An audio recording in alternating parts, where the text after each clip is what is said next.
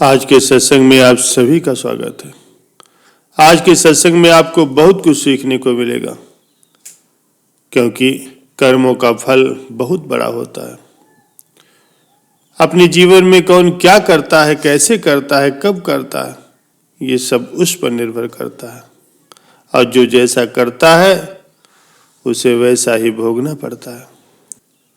एक समय की बात है, एक पहाड़ पर एक कुटिया थी। उस कुटिया में एक गुरु और उनका शिष्य रहा करते थे और उन गुरु को बहुत ही सिद्धियां प्राप्त थी।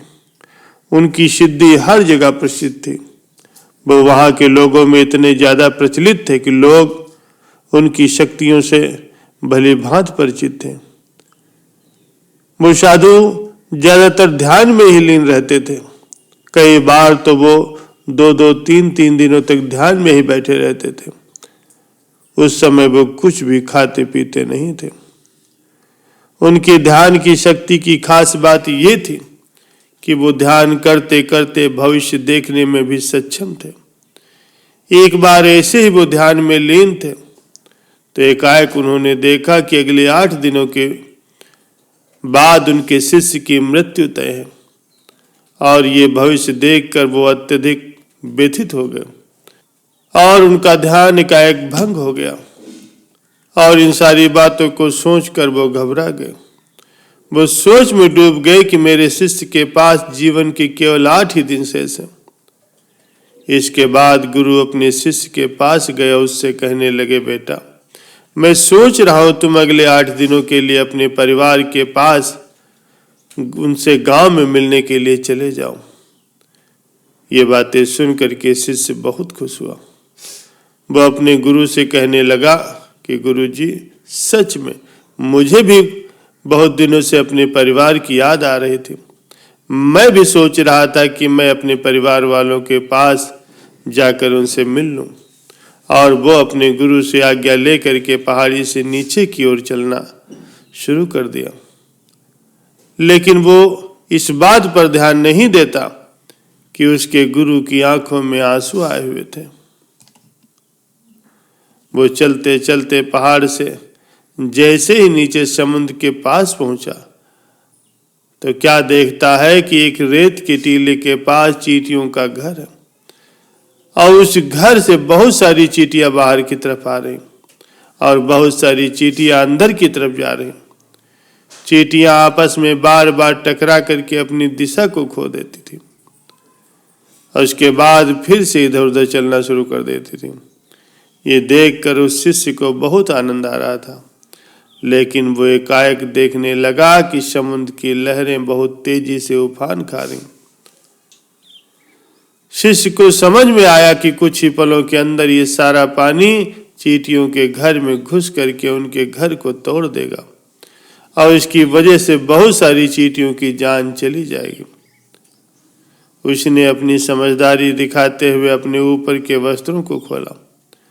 उसके अंदर रेत भर करके एक तरह की 4 दीवारी उन चींटियों के घर के ऊपर उसने बना दी।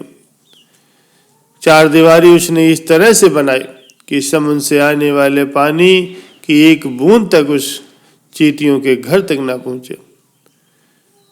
साथ ही साथ उसने अपनी समझदारी दिखाते हुए एक तरह की नाली भी बना दी, जिसकी वजह से समुद्र की तरफ आने वाला पानी उस नाली से बह करके दोबारा समुद्र में जा सके। इस समझदारी की वजह से बहुत सारी चींटियों की जान बच गई। और थोड़ी देर के बाद आने वाली एक नाव में बैठकर वो अपने घर की ओर समुद्र के रास्ते से चला गया। कुछ समय के बाद वो अपने परिवार के साथ था और उसे पता ही नहीं चला कैसे समय गुजर गया। 8 दिन जब बीते, वो अपना सामान बांध कर सोचने लगा कि अगले दिन मैं अपने गुरु के पास वापस जाऊंगा। और अगले ही दिन सुबह सुबह वो अपने गुरु के पास जाने के लिए अपने घर से निकल पड़ा। और उधर उसके गुरु जी कुटिया में बैठे हुए बहुत दुखी दिखाई दे रहे थे।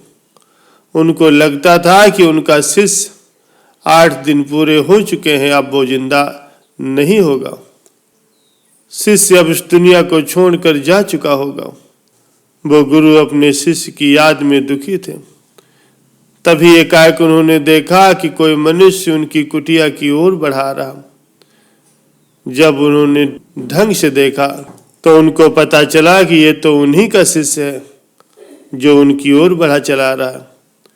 वो दौड़कर एकाएक अपने शिष्य के गले लग गए और अपने शिष्य का हालचाल पूछने लगे। ये देखकर शिष्य चौंक गया। गुरुजी को समझ में ही नहीं आ रहा था कि उनका देखा हुआ भविष्य गलत कैसे हो गया। वो अपने शिष्य से पूछने लगे कि बेटा, तुमने इन 8 दिनों में क्या क्या किया? शिष्य ने अपने परिवार के साथ बिताए हुए सभी पलों के बारे में अपने गुरुदेव को बताया। लेकिन उसके गुरु को ऐसा कुछ भी इन 8 दिनों में खास नहीं लगा। फिर शिष्य ने कहा, गुरुदेव, मैं आपको एक बात बताना तो भूल ही गया। जब इस पहाड़ी से नीचे मैं समुद्र की ओर गया था, तब मैंने ऐसे ही बहुत सारी चींटियों की जान बचाई थी। ये सुनकर के गुरुजी समझ गए कि उसके इन कर्मों की वजह से ही वो शिष्य की जान बच पाई। गुरुजी कहने लगे, बेटा, कर्म जरूर लौट करके आते हैं। हम जैसे भी अच्छे या बुरे कर्म करते हैं, अंततः उनका फल हमें एक दिन जरूर मिलता है। तुमने उन चींटियों की जान बचाई, इसलिए भगवान ने तुम्हारी भी जान बचाई। जीवन में हम जैसे भी कर्म करते हैं, वो कभी न कभी लौट करके जरूर आते हैं।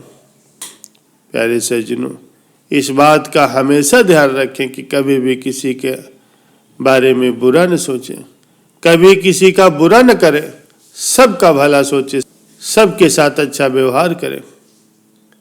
यदि कोई आपके साथ बुरा करता है तो उसको भगवान के भरोसे छोड़ दें, क्योंकि भगवान सभी का एक न एक दिन कर्म जरूर लौटाते हैं। उम्मीद करता हूं कि आज का सत्संग आपको अवश्य पसंद आया होगा। अगर अच्छा लगा हो तो कमेंट करके अवश्य बताइए। सत्संग सुनने के लिए आप सभी का बहुत बहुत धन्यवाद।